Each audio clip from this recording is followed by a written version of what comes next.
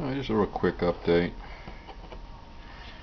Here's the one of the sides of this umbilical cord done. What I did was this red wire is solid. It is not coming out, so I'm going to leave it be, as are the filament wires. Seem to be decently tagged and strong and held in there. I might go back and touch up these pins, but those wires seem really good, so I'm not going to mess with them. All the white wires were completely trashed. I mean, they were just a nightmare. They wouldn't, you could just tug on them, they come right out, they're corroded, hard as a rock. So I just got some of this zip wire, zip lead, for speaker wire really is all it is. I like it because it's very flexible. I don't care that it's not white, I mean, who cares.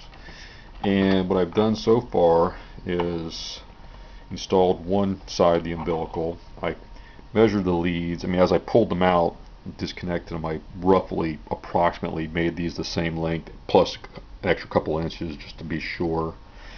And I try to mimic the strain relief bend they had on the connector down here, where they kind of come up and loop back. That's just a strain relief, so it doesn't pull loose.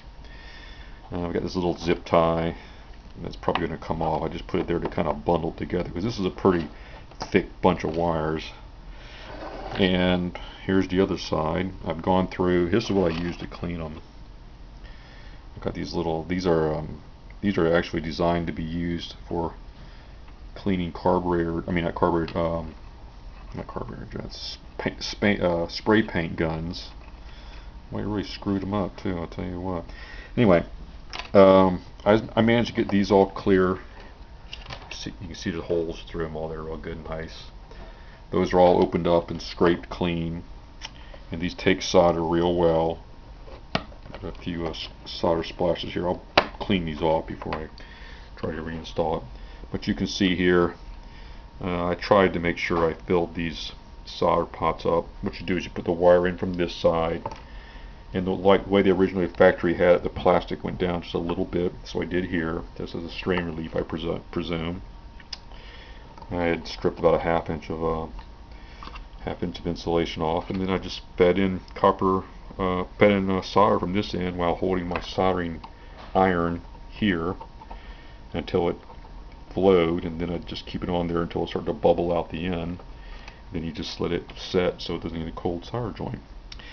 Now you say, well, gee, Dave, you got an awful lot of loose things. That's no big deal. What you do is you just these mirror each other. So, like for instance, this red lead goes there, and then you see the filaments on the two sides. Same thing here. So this is a 1-for-1. So all you do is you just put your continuity tester on this pin here. Find the corresponding wire. When you find the right one, you insert it into the appropriate pin, and you're good to go.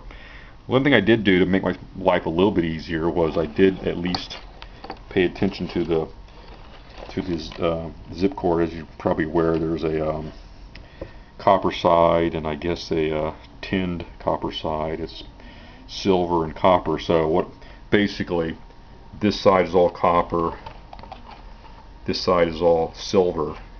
So while there's tin connectors here, I know that if I'm doing this side here, all I have to do is look at the tin coppers. Makes it a little bit less, cuts the workload in half, basically, trying to figure out which one of these correlates to that.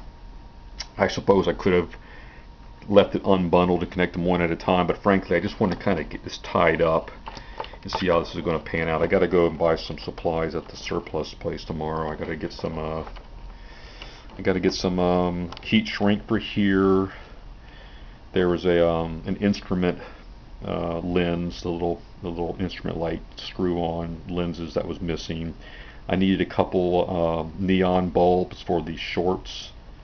I think one was shorts and heater continuity. I can't remember what it was. There's a couple other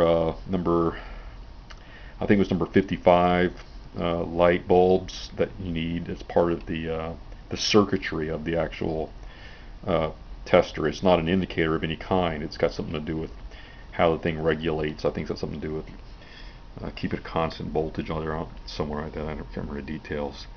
So I need a couple neons, I need a couple of filaments, I need a couple more filaments. Uh, there was something else I needed to get. No, a couple standoffs were missing, so I have to get some standoffs. Just little hardware that seems to have disappeared on its own, and of course the heat shrink.